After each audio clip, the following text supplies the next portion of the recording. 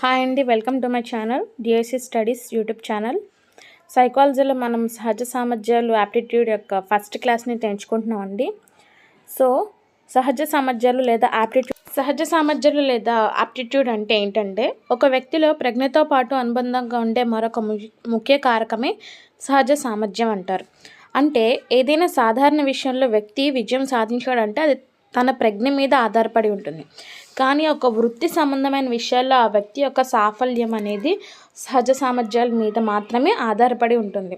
అంటే ఏ వ్యక్తి అయినా వృత్తిపరంగా, అంటే ఇప్పుడు టాటా ఇక్కడ మనకి బిజినెస్ పర్సన్స్ ఎవరైతే ఉన్నారో మనకి జాబ్ పర్పస్ మీద మనకి ఫస్ట్ ర్యాంక్లు అయితే తెచ్చుకుంటూ ఉంటారు, బెస్ట్ జాబ్ హోల్డర్స్ అలాగా. సో వాళ్ళకి ఏంటంటే సహజ సామర్థ్యాలు ఎక్కువగా ఉన్నవి, వాళ్ళకి ఇనేట్ ఎబిలిటీస్ ఎక్కువగా ఉన్నవని మనం అర్థం చేసుకోవాలి. సో మన క్లాస్ సైకాలజీకి వచ్చేసరికి మనకి కంటెంట్ తక్కువ ఉంటుంది, వాయిస్ ఆఫ్ ఎక్స్ప్లెనేషన్ ఎక్కువ ఉంటుందండి. సో మనకు అందుకనే క్లిప్స్ తక్కువ ఉంటే మనకి వాయిస్ ఎక్స్ప్లెనేషన్ ఎక్కువ ఉంటుంది. సో ఎక్కడైనా సరే నోట్స్ అవసరమైతే రాసుకోండి. ఫస్ట్లీ సహజ సామర్థ్యాల అధ్యయనానికి ఆద్యుడు సిఎల్ హాల్ అండి. సిఎల్ హాల్ అనే ఆయన మనకి సహజ సామర్థ్యాలని అధ్యయనం చేయడానికి మొట్టమొదట వ్యక్తి. అలానే ఈ యాప్టిట్యూడ్ అనేది టెస్ట్ చేస్తేనే మనం నిరూపిస్తాం కదా. సో మనకి సహజ సామర్థ్యాల పరీక్షలకు సంబంధించి అయితే మూల పురుషుడు ఎవరంటే ఈఎల్ థర్స్టన్ అండి. ఈఎల్ థర్స్టన్ సహజ సామర్థ్యాల మాపనానికి మూల పురుషుడు ఈఎల్ థర్స్టన్. సో మనకి సిద్ధాంతాలకు వచ్చేసరికి మనకి ముఖ్యంగా అయితే ప్రీవియస్ పేపర్స్ మీద చాలా రిపీటెడ్గా వస్తున్న సెంటెన్సెస్ని నేను ఇక్కడ మన కంటెంట్లో ఇచ్చున్నాను. సో దాంట్లో ఏంటంటే శిక్షణ ద్వారా జ్ఞానం లేదా నిర్దిష్ట లేదా నిశ్చిత రకాల సమస్యల్ని సాధించగలిగే సామర్థ్యమే సహజ సామర్థ్యం. అంటే ఇక్కడ నేను జస్ట్ టోటల్ సెంటెన్స్ ఇవ్వలేదు, ఓన్లీ ద కీవర్డ్ ఇచ్చాను. ఆ కీవర్డ్ ఎక్కడైతే శిక్షణ లేదా నిర్దిష్ట లేదా నిశ్చిత అని వస్తుందో అక్కడ బింగ్హామ్ అండి. నిర్దిష్ట లేదా నిశ్చిత రకాల సమస్యలకైతే లేదా శిక్షణ ద్వారా జ్ఞానాన్ని పొందగలిగే సామర్థ్యమే సహజ సామర్థ్యం, బింగ్హామ్ అండి. నెక్స్ట్ సంగీతము, యాంత్రిక పని, భాష మొదలగు నైపుణ్యాలని పొందగలిగే సామర్థ్యమే కలయికే సహజ సామర్థ్యం అని చెప్పింది Freeman.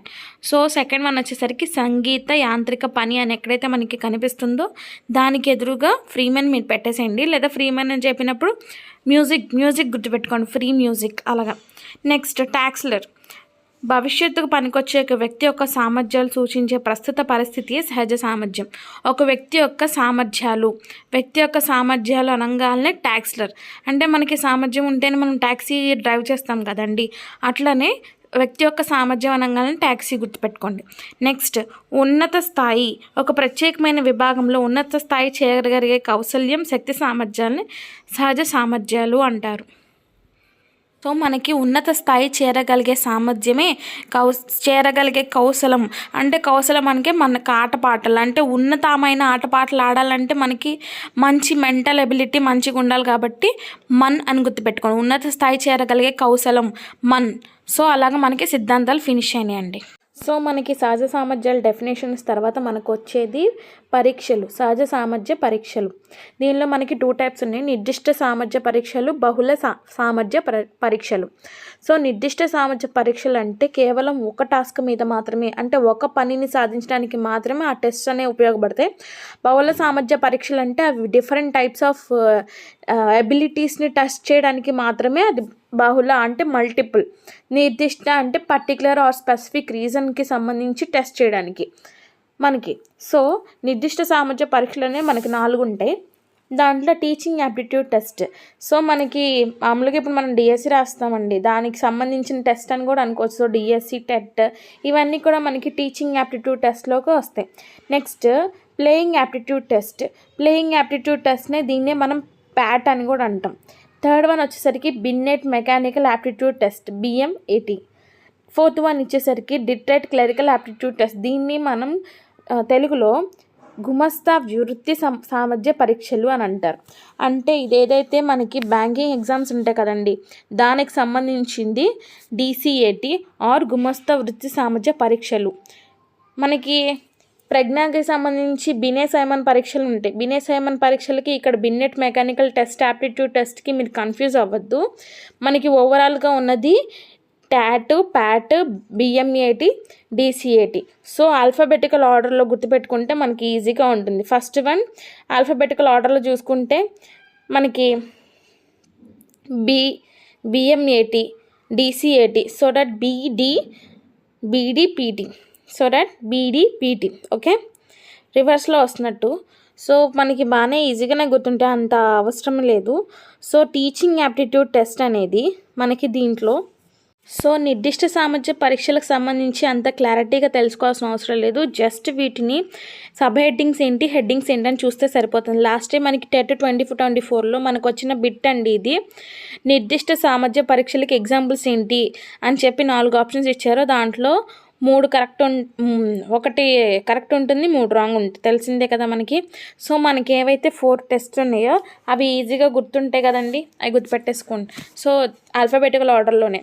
So next first one is teaching aptitude test, playing aptitude test, బిన్నెట్ mechanical aptitude test, Detroit clerical test. ఇక్కడ మనకు అన్ని నిర్దిష్ట సామర్థ్య పరీక్షలు వచ్చేసరికి మొత్తం మనకి ఎడ్యుకేషన్ పరంగానే ఉంటాయి. ఒక ఫస్ట్ చూసారా టీచింగ్ యాప్టిట్యూడ్ అనేది టీచింగ్కి సంబంధించింది. నెక్స్ట్ లాస్ట్ది క్లరికల్ యాప్టిట్యూడ్ అనేది మనకి క్లర్క్కి సంబంధించింది. మెకానికల్ యాప్టిట్యూడ్ ఇది అసలు నాన్ ఎడ్యుకేషనల్ పర్పస్, అంటే మనకి ఏదైతే ఒక పర్టిక్యులర్ స్పెసిఫిక్ స్కిల్ని తెలుసుకోవడానికి మాత్రమే యూజ్ చేస్తాం. మెకానికల్గా అంటే మనకి ఇక్కడ మెకానిక్స్ చేస్తుంటారు. సో మెకానికల్ పని అంటే దానికి ఎడ్యుకేషన్కి సంబంధం లేదు, కానీ అదొక స్పెషల్ స్కిల్, ఇదొక special skill. So playing aptitude test, teaching aptitude test, బిన్నెట్ mechanical aptitude test, Detroit clerical aptitude test, ఇవన్నీ కూడా నిర్దిష్ట సామర్థ్య పరీక్షలకి వచ్చేటువంటి ఎగ్జాంపుల్స్ వస్తాయి. మరో 2 పరీక్షలు ఏంటంటే Seashore art judgement test, Seashore measures of musical talent test. ఇవి కూడా మనకి సహజ సామర్థ్య పరీక్షల కిందకు వస్తాయండి, కానీ మళ్ళీ నేను డిఫరెంట్ క్లాసిఫికేషన్ చేశాను, అప్పుడు మళ్ళీ నేను రిపీట్ చేస్తాను. సో నిర్దిష్ట సామర్థ్య పరీక్షలకు వచ్చేసరికి టాట్, ప్యాట్, బిఎంఏటి, డిసిఏటి.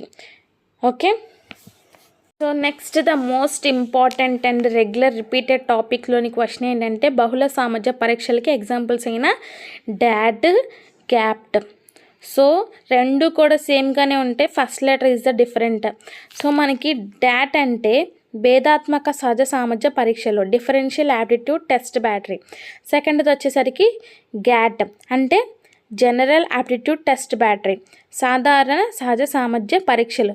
పోయినసారి మనకి టెట్ ప్రీవియస్గా ఏమడిగారంటే దాని యొక్క విభాగాల్లోని ఒక్కొక్క టెస్ట్లో ఎన్ని రకాల టెస్టులు ఉన్నాయి, 60 70 అలాగా. సో దానికి సంబంధించి డాట్, జాట్ ఇది మనం వివరంగా చూసుకుందాం అండి. మామూలుగా అయితే జనరల్ క్లాసిఫికేషన్ చూసుకుంటే నిర్దిష్ట సామర్థ్య పరీక్షల కిందకేమో టాట్, ప్యాట్, బిఎంఏటి, డిసిఏటి. బహుళ సామర్థ్య పరీక్షల్ని అంటే చాలా రకాల స్కిల్స్ని టెస్ట్ చేయగలిగే పరీక్షలకు వచ్చేసరికి డాట్, డిఏటిబి, జిఏటిబి అని గుర్తుపెట్టుకోండి. ఓకే, దీంట్లోనే బహుళ సామర్థ్య పరీక్షల్లో మనకి ఎవరైతే father of the aptitude test ఎవరైతే ఉన్నారో థర్స్టన్ పేరు మీదుగా ఇంకొకటి కూడా ఉంటుందండి, థర్స్టన్ మానసిక సామర్థ్యాల పరీక్ష. సో 3 ఉన్నాయన్నమాట బహుళ సామర్థ్య పరీక్షలు.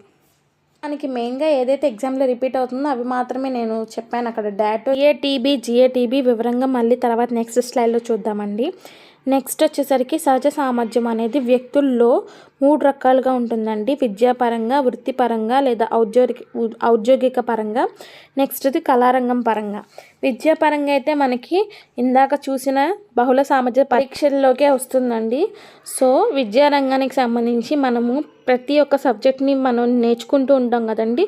సో దట్ ఎడ్యుకేషన్ పరంగా మనకి డిఏటిబి వస్తుంది. నెక్స్ట్ మెట్రోపాలిటన్ రెడీనెస్ టెస్ట్ అండి. ఎడ్యుకేషన్ పరంగా మనకి ఏమొస్తాయని జస్ట్ ఒక ఐడియా ఉంటే సరిపోతుంది. Dot, metropolitan readiness test. Next వృత్తిపరంగా లేదా ఔద్యోగిక పరంగా జిఏటిబి అంటే జనరల్ యాప్టిట్యూడ్ టెస్ట్ బ్యాటరీ. మనకి జనరల్గా ఉద్యోగానికి సంబంధించిందే అది. మనకి జిఏటిబి సాధారణ ఔద్యోగిక వృత్తి పరీక్షకు వస్తుంది. నెక్స్ట్ సో మనకి కళారంగం అయితే సంబంధించి జిఏటిబి ఎంప్లాయ్మెంట్ సర్వీస్ బ్యూరో వాళ్ళు పెట్టారండి. దీంట్లో 12 రకాల పరీక్షలు అనేవి ఉప పరీక్షలు అనేవి ఉంటాయి. సో దట్ నెక్స్ట్ వీటిని మనం వివరంగా నెక్స్ట్ తర్వాత చూద్దాం, జిఏటిబి గురించి, డిఏటిబి గురించి. నెక్స్ట్ వచ్చేసరికి మనకి కళారంగంలో Seashore musical talent test and Seashore and Meier art judgement test. ఇందాక వీటిని మనకి దేని కిందకి వేసారండి, నిర్దిష్ట సామర్థ్య సహజ సామర్థ్య పరీక్షల కిందకి వేశారు. సో మనకి వ్యక్తుల పరంగా వచ్చినప్పుడు ఒకలా ఉంటుంది, అలానే సహజ సామర్థ్యం పరీక్షలకు వచ్చేసరికి 2 రకాలుగా వస్తుంది. అది సో దట్ మనకి సహజ సామర్థ్య పరీక్షలు అనేవి మనకి వీటన్నిటిలో ఇంపార్టెంట్ ఏమొస్తుంది, ఏమి రిపీటెడ్ అవుతున్నాయి అంటే డిఏటీబీ గురించి జిఏటీబీ గురించి మాత్రమే రిపీట్ అవుతుందండి. ఈ యొక్క సీషోర్కి సంబంధించింది కళారంగంలో ఉంటుంది. అక్కడ మనకి చూస్తేనే అర్థమవుతుంది. ఆర్ట్ అంటే మనకి ఏదైతే మనం ఆర్ట్ చేస్తాం కదా, సో దట్ ఆర్టిస్ట్కి సంబంధించి అదొక కళారంగంకి వస్తుంది. Musical talent test music also కళారంగం కిందకు వస్తుంది. సో ఓన్లీ మనకి విద్యారంగంలో గుర్తుపెట్టుకోవాల్సిన కష్టమైన తరం ఏదన్నా ఉందంటే మెట్రోపాలిటన్ రెడీనెస్ టెస్ట్. మనకి ఏదైనా ఎగ్జాము ముందు రోజు చెప్పినా సరే మనం అప్పుడు రెడీగానే ఉంటాం. సిలబస్ ఫినిష్ అయిందంటే ఎప్పుడు పెట్టినా మనం రెడీగానే ఉంటాం. సో దట్ ఎడ్యుకేషన్కి సంబంధించి మెట్రోపాలిటన్ రెడీనెస్ టెస్ట్ అనేది వస్తుంది. సో నెక్స్ట్ స్లైడ్లో జిఏటీబీ టీఏటీబీ మీకు కనుక ఈ వీడియో ఇంట్రెస్ట్ ఉంటే నెక్స్ట్ పార్ట్ కూడా చేస్తానండి. డిఏటీబీ జిఏటీబీ గురించి, దానిలో వచ్చేటటువంటి ఉప పరీక్షల గురించి కూడా చెప్తాను. మనకి జిఏటీబీకి వచ్చేసరికి అయితే 12 రాత పరీక్షలు ఉంటాయి, 4 నిష్పాదన పరీక్షలు ఉంటాయి. అలానే మనకి డిఏటీబీకి వచ్చేసరికి మనకి దాంట్లో 8 రకాల పరీక్షలు అనేవి ఉంటాయండి. దాంట్లో దేనికి ఎన్ని మార్కులు మనం కేటాయిస్తున్నాం, దానిలో ఎన్ని ఉపశాఖలు ఉన్నాయి, 12 మనకి 8 నుంచి 12 శాఖలు ఉంటాయండి. భారతీయ పరిస్థితులకు అనుగుణంగా డిఏటీబీని ఐఎం అహూజా అండి, IM Ahuja, that is Ahuja అనే వ్యక్తి మనకి భారతీయ పరిస్థితులకు అనుగుణంగా 8 రకాల ఉప పరీక్షల్ని దాన్ని ప్రవేశపెట్టారండి డిఏటీబీలో. ఇది థర్స్టన్ యొక్క ప్రాథమిక మానసిక సామర్థ్యాలు ప్రైమరీ మెంటల్ ఎబిలిటీస్ యొక్క థర్స్టన్ది బేస్ చేసుకొని మనకి డిఏటీబీని రెడీ చేశారు. అలానే మనకి జిఏటీబీ అయితే ఎంప్లాయ్మెంట్ సర్వీస్కి సంబంధించిన వాళ్ళు రెడీ చేశారండి. సో దీని నెక్స్ట్ స్లైడ్ పార్ట్ 2 అనేది నెక్స్ట్ వీడియో మీకు ఇంట్రెస్ట్ ఉంటే చేస్తాను. Like, share and subscribe my channel, DSC studies channel. Thanks for watching my video. ఏమైనా డౌట్స్ ఉంటే కామెంట్ సెక్షన్లో కామెంట్ చేయండి అండి. ఎక్కువ కంటెంట్ వైపుకి వెళ్ళకండి. ఇక్కడ కంటెంట్ తక్కువ ఉండి అనేసి మళ్ళీ వేరే చోట కంటెంట్ మీరు ప్రిపేర్ చేసుకున్న ఎగ్జామ్ టైంకి మనకి efficiency of presenting the knowledge important. మనకి ఎంత నాలెడ్జ్ ఉన్నది, అది బుక్లో ఉందా అది చూడరండి, బ్రెయిన్లో ఎంత ఉన్నదని చూస్తారు ఎగ్జామ్లో. ఫస్ట్ ఎగ్జామినేషన్ పాయింట్ ఆఫ్ వ్యూలో మనకి కంటెంట్ తక్కువ ఉండాలి, అండర్స్టాండింగ్ ఎక్కువ ఉండాలి. మైండ్లో మనకి ఎక్కువ నాలెడ్జ్ని మనం ఇమిడ్చుకోలేమండి, మనం ఏం కంప్యూటర్స్ కాదు కదా. సో సింపుల్గా అండర్స్టాండ్ చేసుకొని, సింపుల్గా అర్థం చేసుకొని, సింపుల్గా మెమరైజ్ చేసుకోవడానికి ట్రై చేయండి. కంటెంట్ తక్కువ ఉందా ఎక్కువ ఉందా కాదు, మనకి అసలు అర్థమైందా లేదా టాపిక్, దాంట్లో మనకి ఇంపార్టెంట్ వచ్చినాయా లేదా, అంతేనండి. ఓకేనా, థ్యాంక్ యూ వెరీ మచ్. ఏమైనా డౌట్స్ ఉంటే మాత్రం కామెంట్ సెక్షన్లో కామెంట్ చేయండి. Like, share, subscribe my channel. Thanks for watching my video.